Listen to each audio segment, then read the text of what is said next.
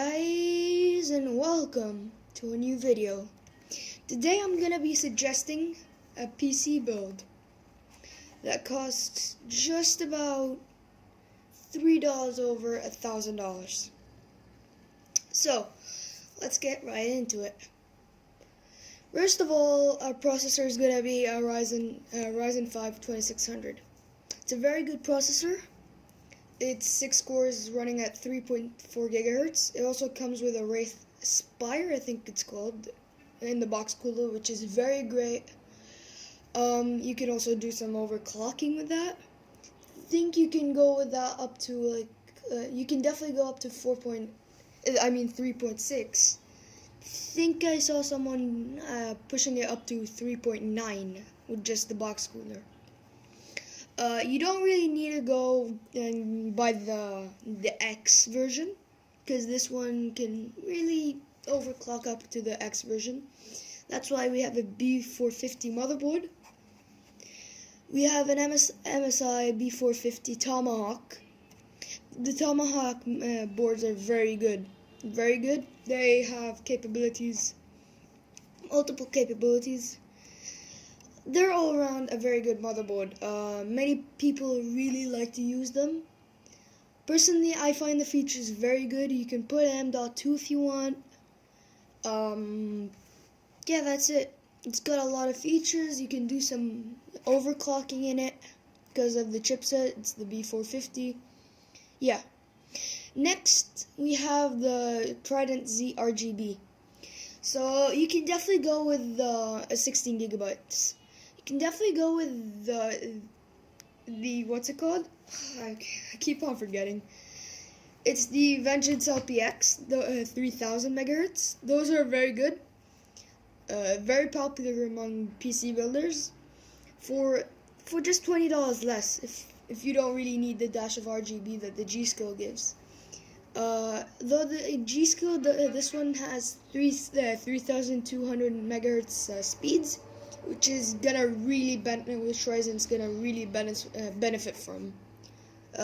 Generally speaking, Ryzen processors benefit from higher clock speed memories up to like 3400, and then it doesn't really matter that much. But up to there, you can really get some performance out of it compared to a 2666 megahertz clocked RAM. Two sticks of 8 gigabytes, which gives you 16 gigabytes. Personally, I find that 16 gigabytes is the minimum for 2018. You could go for 8 gigabytes, but really, 2018 coming into 2019, minimum is 16 gigabytes. Also, this 16 gigabytes can give you capabilities like video recording, video editing, Photoshop if you're into that. Streaming if you like game streaming while you play. 16 gigabytes you can really benefit from those extra 8 gigabytes. And they're 2 sticks, so you have 2 empty slots in the Tomahawk, where you can, in the future, if you need to, you can put 2 more sticks of 8 gigabytes from G-Skill. Next, we have storage. So in storage, we have a Samsung 860 EVO, 500 gig, and a Seagate Barracuda 2 terabyte. For Samsung, if you want to boot fast and if you want games to load fast, what's it called? An SSD, you can really benefit for that compared to a general spinning mechanical hard drive. You could just skip on this SSD and save yourself like $70, but it's gonna give you an extra bit of loading time on games and programs, and your operating system's gonna load way faster, like maybe 10 seconds maybe, compared to like maybe you can wait a minute up and on one of these hard drives. That's the word I'm looking for. You can definitely switch it out for an 860 EVO 250 gig for $20 less. But I find that 500 gigs is pretty good because you can put a lot of games on it. Not a lot, but like games you like to play a lot, so that you can load them faster instead of sticking 5 minutes on a loading screen. I know I'd benefit from that. On Fortnite, for example, it takes forever to load that. Yeah, you can also load some programs on that. Yeah, if you want to go faster, like a faster SSD, maybe even an NVMe M.2, you could with the motherboard, the Tomahawk. It has a slot for M.2.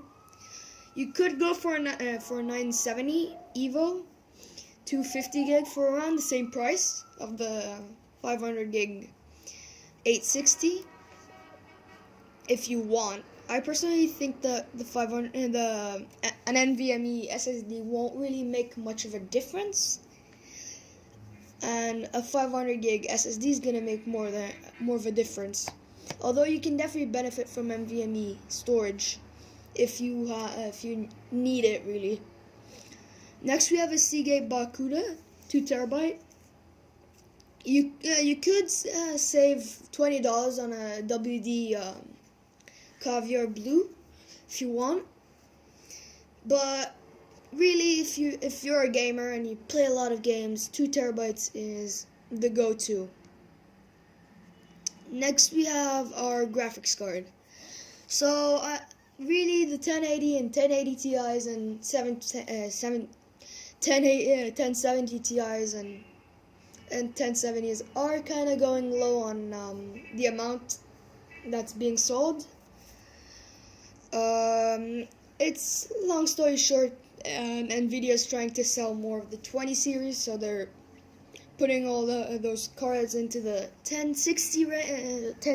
But you can definitely still right now find a Asus Strix 1070 for around $350. Very good value gaming card. Very good value. I personally like the Asus Strix series. They've got RGB. They've got pretty good cooling. Yeah, you could go for a 1070 Ti if you could find that. I found a 1070 Ti Gigabyte WindForce for around $400. Around $400 to $450. Yeah, it was $400. So $50 extra, you can get yourself a 1070 Ti, which is pretty good. It's a pretty good value card. I personally go for that. If you have the extra money, you can go for that. Yeah. But this thing is it's a very good value. 1070 series is a very, very good value for the price. The RTX cards aren't really as much of a value, because really you're getting basically a 1080 with a few RTX cores for $500. That's more than a 1080. So yeah, it's not really that good of a feature, the RTX, especially because games don't really feature it that well. Like, the only ones that actually feature is like Battlefield 5. That's the only game I really know of that has RTX. Yeah. Next, the case. It's a personal preference. I personally like the NZXT cases, so that's why I picked the H500 for $70. Mid-tower case. You can definitely go for something else if you don't like this, or you can probably cheap out on it a bit more. But the NZXT cases are generally well built, and they look very chic. They look very stylish. That's all. Then for our power supply, you can find a Corsair TXM series, which is decent, really. Maybe a CXM is better. Generally speaking, CXM. I prefer the CXM series, but I found this one for $50. It's pretty good.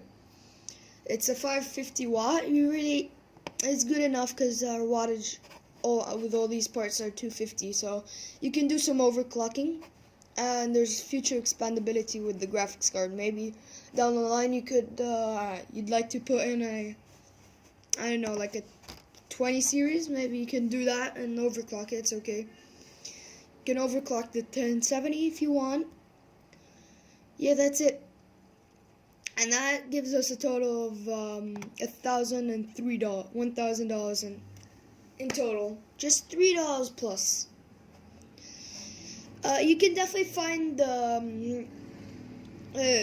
you can go Linux if you want for free for the operating system, but you can find a website called Kingston.